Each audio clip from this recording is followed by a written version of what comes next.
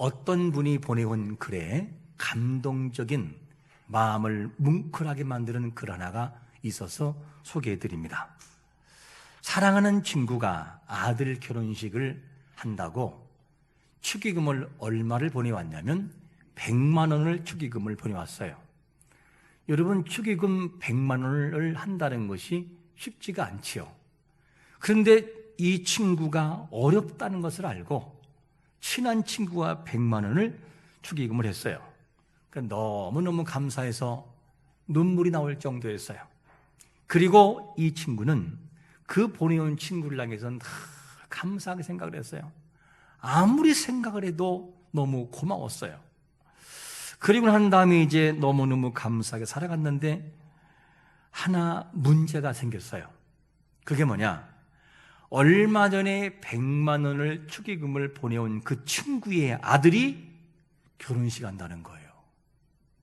그러니까 이 100만 원을 받은 이 친구는 친구의 아들이 결혼식 하기 때문에 축하할 일이지만 마음속에 부담감만 있는 거예요.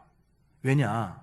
너무너무 어려운 가운데에서 100만 원을 자기가 받고 너무 고마웠는데 그거를 쓰고 다시 100만 원을 하려고 하니 너무너무 어려운 상황 때문에 너무나 마음이 짐이 됐어요. 그래서 이 마침내 아내와 상의를 하기를, 여보, 이거 어떻게 하면 좋느냐? 우리가 100만 원을 받았으니 안 할 수는 없고 그렇다고 하자니 부담스럽고 어떻게 하면 좋겠느냐? 그랬더니만 서로 상의하기를, 여보, 우리 힘들고 어렵지만 빚을 내서라도 축의금 100만 원 하자, 이렇게 결론을 본 거였었어요. 사실 축의금 그러면 서로가 상부상조, 100만 원을 받으면 100만 원을 해야 되는 것이 보통 상례잖아요. 한 만큼 하는 것이 보편적인 그런 상례예요. 하지만 100만 원을 빚을 내서 한다고 하는 것은 이 친구에게는 큰 돈이었어요. 그리고 100만 원 들고 친구를 찾아갔어요. 그랬더니만 친구가 너무 고맙다고 하셔서, 그리고 이제 기쁜 마음으로 축하를 하고 집에 돌아왔어요. 집에 돌아와서 아내하고 말하기를, 여보, 우리 정말 참 잘했다. 빚을 내서 100만 원 한 거 참 잘했다. 그리고 얘기하고 며칠 지났어요. 그랬더니만 그 친구의 이름으로 카드가 하나 온 거였어요. 카드가. 그래서 고맙다는 글이었었구나 하고 뜯어보니까 이런 글이 적혀 있는 거였어요. 이 사람아, 내가 자네 형편을 모르나? 축의금이 다 뭐야? 그리고 어려운데 100만 원은 또 뭐고? 그러면서 뭐라 하냐면, 나에게는 10,000원이면 되네. 그리고 99만 원을 수표로 바꿔가지고 그 봉투에다가 넣어서 보냈던 거였어요. 만약에 자네가 이 돈을 안 받는다면 나는 자네를 내 친구라고 생각 안 할 거라고. 이러면서 99만 원을 다시 돌려보낸 거였어요. 그리고 이 친구가 글을 남겼는데 이런 글이 있어요. 뭐라고 말하냐면, 눈물이 앞을 가립니다. 이런 친구가 얼마나 있을까요? 눈시울이 뜨거워집니다. 이런 친구가 한 명이라도 있다면 행복한 인생이 아닐까요? 진정한 친구의 의미는 무엇일까 생각해 봅니다. 여러분, 우리 주위에 이런 소중한 믿음의 선한 친구들이 많이 있으시기를 축원합니다. 만약에 이런 친구가 없다면 우리에게는 누가 있느냐? 우리의 친구 되시는 예수 그리스도. 그분은 우리를 사랑하시고 우리의 곁을 떠나지 않아요. 언제나 나의 곁에서 나를 돌보시고 나의 마음을 이해해 주시는 그분이 있음을 감사하시기를 축원합니다. 그분이 있음을 감사해요. 그런데 그 친구 되신 예수님께서 우리에게 오늘 본문에서 요구하는 내용이 있어요. 뭘 요구하냐면, 서로 사랑하라. 서로 사랑하라. 이렇게 사랑하라는 주제가 주어져요. 그러면 우리는 왜 사랑해야 되는가? 무슨 근거로 우리가 주님의 명령을 따라 사랑을 해야 되는가 하는 질문이에요. 첫 번째로 이렇게 말할 수 있겠죠. 첫 번째로 보게 되면 예수님이 우리를 사랑하셨기 때문에 우리는 그분을 사랑한다는 거죠. 사랑하기 때문에 이 내용이 15장 12절에서 이렇게 말씀해요. 내 계명은 곧 내가 너희를 사랑한 것 같이 너희도 서로 뭐 하라고요? 사랑하라는 이것이니라. 서로 사랑하라는 거, 서로. 우리가 사랑해야 하는 이유는 예수님께서 먼저 우리에게 사랑의 마음을 보여줬기 때문에 우리가 사랑한다는 거죠. 그 마음이 아니라면 사랑할 수는 없어요. 그런데 주님은 우리에게 분명히 사랑하라고 했는데 이런 질문을 해볼 수 있어요. 우리 주위에 사랑해야 될 사람은 내 마음에 쏙 드는 사람만 있는가 하는 질문이에요. 아니요. 내 마음에 쏙 드는 사람도 있는가 하면 내 마음을 너무 불편하게 하는 사람도 있어요. 뭔가를 주고 싶은 사람도 있는가 하면 뭔가를 주기가 아까운 사람도 있을 것입니다. 그런데 주님은 우리에게 서로 사랑하라고 할 때 뭐라고 말씀하냐면, 얘야, 네 주위에 네 마음에 안 들지 그 사람은 쏙 빼고 사랑하지 말고 네가 사랑하고 싶은 사람만 사랑해라고 기록하는 것이 아니고 뭐냐? 서로 네 옆에 네가 보기 싫은 사람이 있어도 서로 사랑해라. 서로 사랑해라. 이 주제를 우리에게 던지고 있어요. 우리는 어떤 사랑에 머물고 있는지를 물어봐야 돼요. 혹시 누가복음 6장 32절 말씀처럼 너희가 만일 너희를 사랑하는 자만을 사랑하면 칭찬받을 것이 무엇이냐? 죄인들도 사랑하는 자는 뭐 한다고요? 사랑한다는 거예요.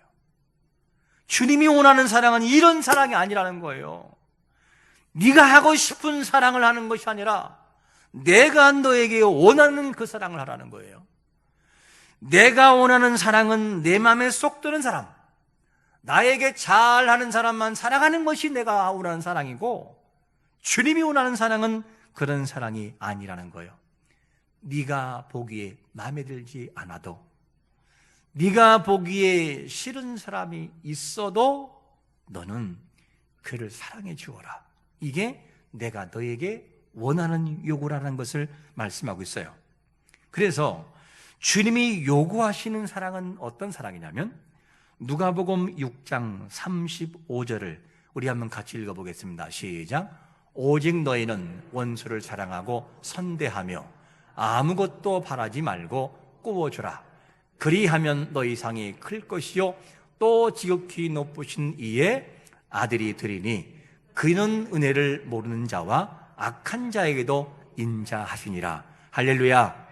이게 우리에게 원하는 하나님의 요구예요.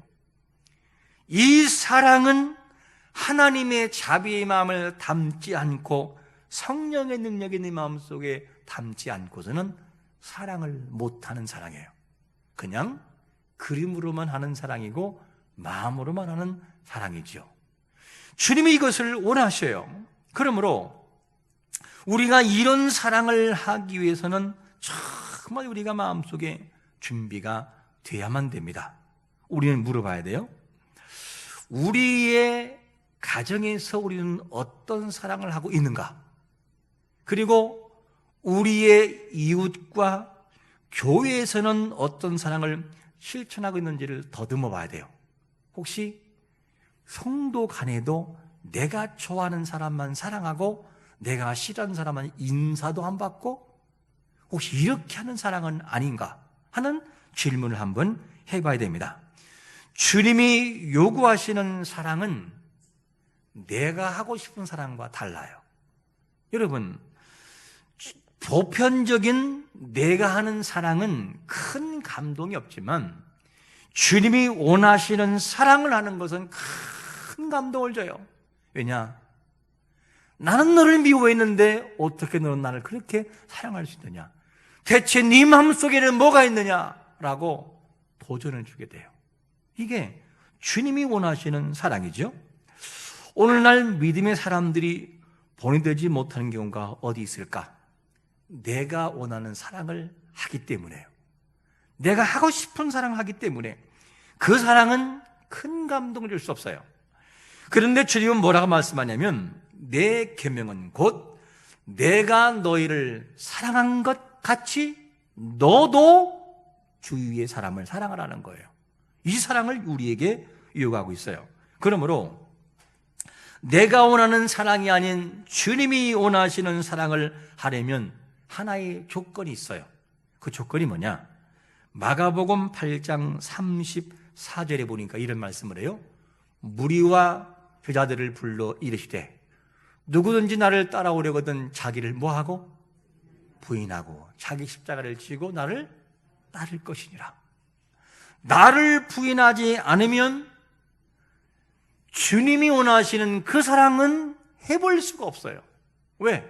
내가 싫은데, 내가 미운데, 내가 안 보고 싶은데, 내 마음에 안 드는데 어떻게 사랑을 해요? 그런데 주님은 아니다. 내가 원하는 사랑은 바로 그런 사랑이야. 네가 마음에 들지 않지만 그런 자까지도 마음에 품을 수 있는 그런 사랑을 나는 요구한다. 이 사랑을 요구해요. 미국에서 한 범죄자가 도망쳐요. 도망치는데 경찰이 다가와서 걱정하지 말라고, 당황하지 말라고 그러면서 그 범죄자를 끌어안아요. 끌어안는 장면을 막 우는 장면이 그 보도에 나왔더라고요. 그건 아무나 하는 게 아니에요. 여러분, 우리가 자신을 부인한다고 하는 것은 어떤 것이냐면 자신의 의지와 뜻을 부정하고 자신의 욕구와 육체의 유혹을 허락하지 않고 단호하게 물리치는 거예요. 하나님이 원하지 않는 것은 내가 하고 싶어도 과감하게 물리칠 수 있는 용기이기만 하면 자기 부인이에요.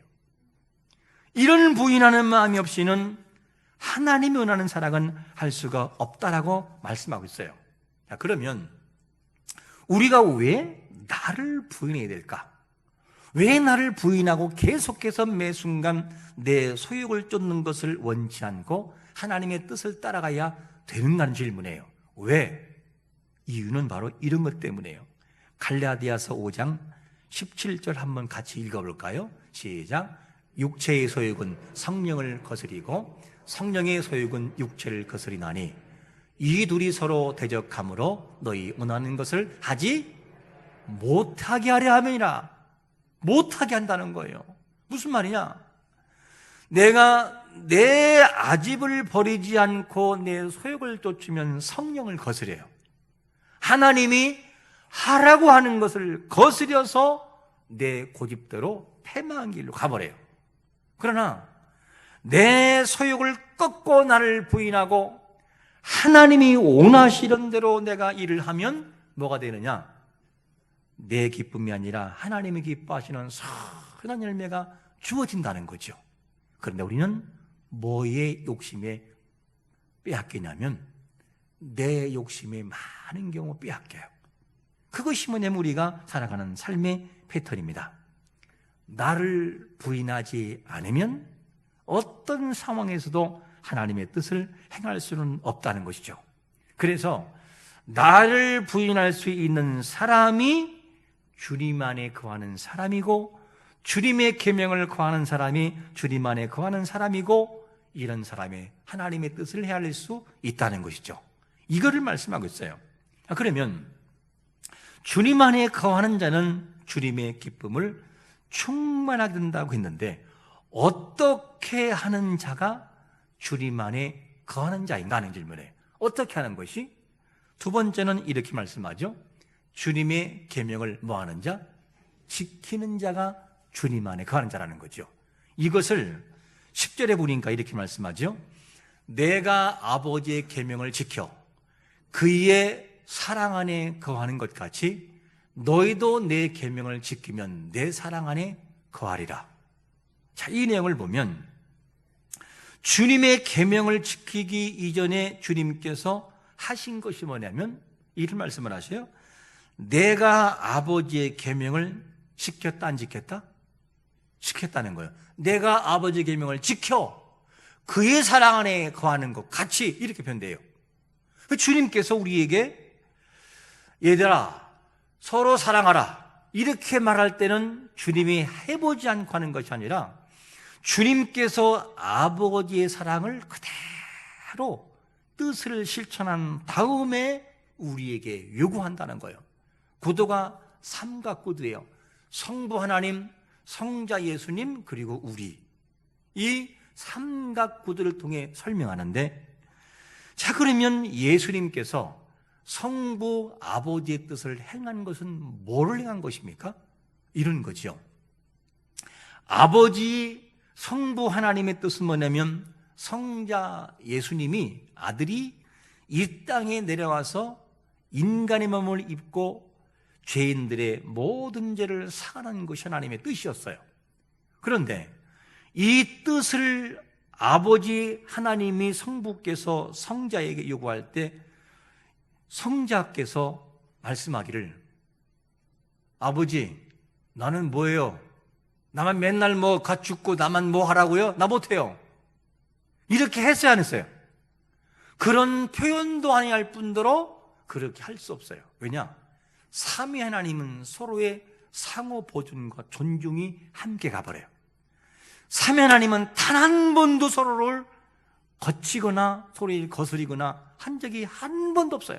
그러니까 모든 구속이 완전하게 이루어지는 것이죠. 이래서 성자 예수님이 성부 하나님의 뜻을 온전히 이루었어요. 그리고 하나님 아버지가 아들을 사랑한 것처럼 아들도 아버지를 사랑하였을 100% 순종했어요. 이것을 지켰다는 표현을 하고 있어요. 그런데 이 모든 걸 지킨 다음에 우리에게 예수님께서 요구하시는 게 뭐냐면, 얘들아, 너희들 서로 사랑해라. 서로 사랑해. 이 말씀을 하고 있어요. 그러니까 예수님께서 먼저 본을 보이시고 그 다음에 우리에게 요구하시는 그 사랑이 있음을 보게 됩니다. 여러분, 그래서 우리는 그 주님의 계명을 지키는 자들이 돼야 돼요. 그래야 그분 안에 거하는 삶이 되는 것이죠. 여러분, 우리가 어떤 상황이랄지라도 성자 예수님께서 성부 아버지의 뜻을 쫓아 살아가신 것처럼 우리도 예수님의 뜻을 쫓아 살아가는 자가 되시기를 축원합니다. 그래서 우리는 그분의 뜻을 쫓아 살아가야 된다 하는 것을 말씀하고 있는 것이죠. 그래 여러분, 그러면 우리가 생각할 때 이렇게 생각할 수 있어요. 하나님 아버지의 뜻을 행하는다라고 할 때 자꾸만 큰 것만 생각을 해요. 하나님 아버지의 뜻, 그러면 예수님께서 하나님 아버지의 뜻을 쫓아 십자가를 지신 그렇게 큰 거, 남을 위해서 막 콩팥을 떼어주고 남을 위해 심장을 떼어주는 이렇게 큰 것만을 생각하는데 그렇지가 않아요. 하나님의 뜻을 행한다라고 하는 것은 내가 살아가는 모든 삶의 영역에서 하나님이 원하시는 뜻을 그대로 순종하려고 몸부림치는 삶이 뜻을 행하는 거예요. 예를 하나 들어볼까요? 이런 예지요. 미국의 폴이라고 하는 한 회사원이 뉴욕에서 이제는 중요한 미팅이 있어서 마치고 동료들과 함께 다시 돌아갑니다. 돌아가는데 이제는 공항에서 그 공항까지 가는 거리가 너무너무 많이 막혀가지고 마침 금요일이라 택시를 잡기도 힘들어요. 정해진 시간이 있는데 비행기. 그런데 시간이 없어서 가지고 고민하다가 간신히 폴이 택시를 하나 잡은 거였어요. 그랬더니만 동료들이 쏜살같이 뛰어와가지고 택시로 다 타버렸어요. 그런데 문제가 생겼어요. 그게 뭐냐면 친구들이 너무 급하게 뛰어오다가 노점상 할머니가 펼쳐놓은 과일, 야채 이런 거를 차는 바람에 다 그게 퍼지면서 나돌기 시작을 했어요. 그런 거나 말거나 이 친구들은 그냥 택시를 타고 먼저 탄 다음에 하는 말이, 폴 빨리 타라. 지금 비행기 시간 놓친다. 빨리 타라고. 폴이 고민이 되는 거예요. 믿는 사람으로서 그냥 가야 되나 말아야 되나. 그런 걸 계속 안에서 타라. 비행기 놓친다. 늘 먼저 가라. 이 친구는 이제 못 가는 거예요, 비행기를. 그리고 난 다음에 그들을 보내고 폴이 난 친구가 친구들이 찬 그 박스를 다가갔더니만 할머니가 있는데 이 할머니가 울고 있는 거였어요. 왜냐? 그 할머니를 가만히 봤더니만 시각장애인이나 앞을 보지 못하는 할머니였어요. 그것이 넘어지면서 걱정하기를 저거 눈이 안 보이니까 어떻게 하면 좋을까? 울고 있던 거였어요. 그때 폴이 그를 위로하면서 할머니 걱정하지 마시라고 제가 다 담아드리겠습니다. 그리고 다 담은 다음에 이 폴이 지갑에서 돈을 꺼내면서 할머니에게 손을 집어주면서 할머니 이 돈이면은 이 손해본 거 다 살 수 있어요. 그러니까 걱정하지 마세요 라고 했더니만 할머니가 툭 던진 질문이 뭐냐면 이렇게 말하는 거죠. 혹시 예수님이신가요? 이렇게 물었어요. 폴이 깜짝 놀라가지고 아니요 저는 절대 예수님이 아니라고. 아니요 예수님 맞습니다. 아니라고. 예수님 맞다고. 왜냐하면 조금 전에 노점 갑판대가 넘어지고 과일과 야채가 땅에 떨어질 때 내가 도움을 요청한 것은 예수님 한 분밖에 없었다고. 나는 예수님 한 분밖에 도움을 요청한 사람이 없었다고. 그러면서 기도하기를 이렇게 했다는 거죠. 예수님, 나를 도와줄 사람을 보내달라고. 이렇게 기도했다는 거예요, 할머니가. 그래서 온 것이 누구냐? 바로 당신이라. 그러니 당신이 예수님 맞다고. 이 얘기를 하고 할머니 잘 위로하고 그리고 돌아왔어요. 비행기 놓쳤어요. 이제는 뉴욕에서 호텔에서 지내면서 있는데 마음속에 이런 질문이 와요. 뭐냐면 누군가 나에게 예수님으로 혼동한 때가 언제였던가 하는 이 질문이에요. 누군가가 내가 예수 믿는데 누군가가 나에게 야 예수님 같다라고 한 때가 언제 있는가? 우리는 이 말을 들으면서 이렇게 질문할 필요가 있어요. 다른 사람이 우리를 보고 야 예수님 믿는 사람 많네요. 진짜 예수님 믿는 사람 같아요.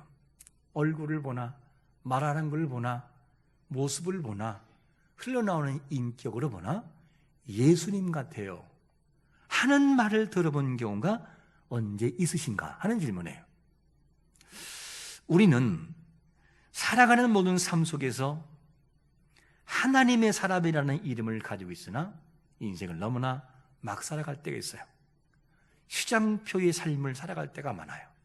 거룩한 이름은 붙어 있으나 하나님의 자녀답지 못하게 살아갈 때가 너무나 많이 있어요. 그러다 보니 우리를 향해서 화살을 던지고 욕을 할 때가 있어요. 여러분, 우리의 삶에 예수님 같은 모습이 우리의 모습 속에서 많이 있으시기를 축원합니다. 그래야 사람들의 마음을 감동시킬 수 있고 그들로 하여금 그들의 마음을 새롭게 만들 수 있어요. 당시 이 말씀에서 읽을 때 혹시 제자 중에 시기와 질투와 자기 공을 세워 자기 이름을 드러내려고 하는 자기만이 독주하는 사람이 있을 수 있어요. 그런 공동체였다고 한다면 형제사랑은 더더욱 필요하죠. 우리가 이런 말씀을 드리면서 우리 거룩한 교회는 어떤 공동체인지를 봐야 돼요. 과연 우리의 모든 공동체는 서로 사랑하는 공동체인지 아니면 뿔뿔이 흩어진 우리만의 공동체인지. 지금의 시대에 가장 필요한 것이 뭐지요? 흩어진 마음들을 하나하나 묶고 하나님의 사람들로 묶는 훈련이 우리 앞에 있어야만 돼요. 사람들의 마음이 흩어졌어요. 교회라는 개념이 사라지고 성도라는 개념이 사라졌어요. 예배라는 개념이 사라졌어요. 이럴 때 서로 안 보이는 사람이 있으면 어떻게 돼요? 궁금해서라도 전화 한번 해야 돼요. 집사님, 요즘 얼굴 안 보이는데 어디 아프세요? 아니요, 코로나 때문에. 아, 그래요? 좋아, 좀 나오세요. 기도할게요, 집사님. 그 말 한마디가 얼마나 큰 용기를 주겠냐는 거죠. 이 모든 삶을 살아가는 지금의 때는 서로가 위로하고 사랑하고 아껴주는 그런 때가 지금의 때예요. 네가 보기에 마음에 안 들지? 그렇다고를 정죄하지 말고 그도 사랑해라. 네가 사랑해 주어라. 이것을 우리에게 요구하고 있습니다. 여러분, 우리는 주님 안에 거한다는 것을 증명해내야 돼요. 그게 뭐냐? 주님의 계명을 지키는 거예요. 주님의 계명을 지키는 사람은 살아가는 삶에서 그리스도인들의 삶이 보인다는 거죠. 이것 우리가 항상 기억하는 것이 참으로 중요합니다. 그러므로 말씀대로 순종하는 자들에게 하나님이 특권을 주시는데 무슨 특권 주시냐? 요한복음 15장 14절에 보니까 이런 특권 주신다고 그래요. 너희는 내가 명하는 대로 행하면 곧 나의 뭐라고요? 친구라는 거예요. 종의 개념에서 친구라는 개념으로 특권을 주셔요. 이게 말씀대로 행하는 사람들의 모습임을 알 수 있습니다. 예수님께서 하나님 아버지의 계명을 지켜 그의 사랑 안에 거한 것처럼 우리 또한 주님의 계명을 지켜 행함으로 주님 안에 거하는 삶을 보여줘야 돼요. 사랑은 하나의 감정적인 것만을 말하지 않아요. 사랑은 감정으로 말하는 것은 50%이지만 감정이 삶으로 옮겨져 그대로 표현될 때는 100%의 모습이 되어버려요. 그 내용이 어떤 내용이냐면 바로 이런 거죠. 요한복음 요한 1서 3장 16절 우리 한번 같이 읽어볼까요? 시작. 그가 우리를 위하여 목숨을 버리셨으니 우리가 이로써 사랑을 알고 우리도 형제들을 위하여 목숨을 버리는 것이 마땅하니라. 할렐루야. 이것이 마땅하다는 거예요. 이게 사랑의 진정한 표현까지 갖는 모습이죠. 서로 사랑하는 자가 주의 제자가 될 수 있다라고 말씀하고 있어요. 이 말씀을 우리의 가족에 적용하면 어떻겠습니까? 우리 가족을 어떻게 사랑하십니까? 너는 늘 말썽만 부리니까 너는 안 돼. 이런 사랑인지, 그도 용서하고 사랑하면서 늘 그를 위해서 기도해 주는 사랑인지, 아니면 이웃을 어떻게 사랑하십니까? 누구는 내 마음에 안 들어. 봐도 인사도 안 하고 나에게서 제외.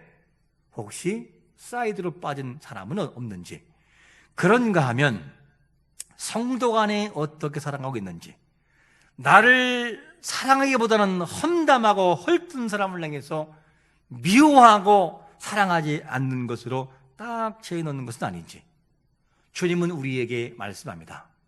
그렇게 사랑하지 말고 이렇게 사랑하라. 우리 한번 다 같이 요한복음 15장 17절 같이 읽겠습니다. 시작. 내가 이것을 너희에게 하면 너희로 서로 사랑하게 함이니라. 할렐루야.